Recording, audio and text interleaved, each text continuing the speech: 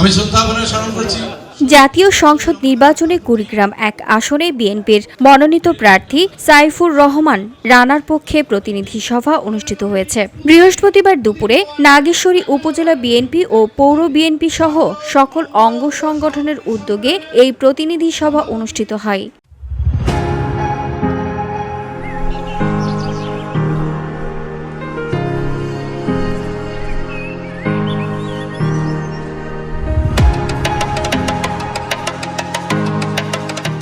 সভায় প্রধান অতিথি হিসেবে উপস্থিত থেকে সাইফুর রানা জানান, এবারের নির্বাচন অত্যন্ত তাৎপর্যপূর্ণ।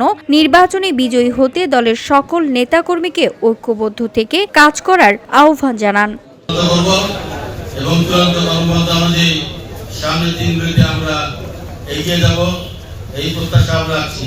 এবং যারা উপস্থিত হয়েছেন প্রত্যেককে সুন্দরভাবে এই কথাগুলো আত্মস্থ করার জন্য এই কর্মপন্থাগুলো নাগেশ্বরী উপজেলা বিএনপির সাবেক সভাপতি নূর নবী হক দোলালের সভাপতিত্বে এ সময় আরও বক্তব্য রাখেন কুড়িগ্রাম পৌরসভার সাবেক মেয়র আবু বক্কর সিদ্দিক, পৌর বিএনপির সদস্য সচিব আজিজুল হক, নাগেশ্বরী উপজেলা বিএনপির যুগ্ম আহ্বায়ক মকবুল হোসেন, বুরুঙ্গামারী উপজেলা বিএনপির সাবেক সভাপতি কাজী গোলাম মোস্তফা সহ অন্যান্যরা।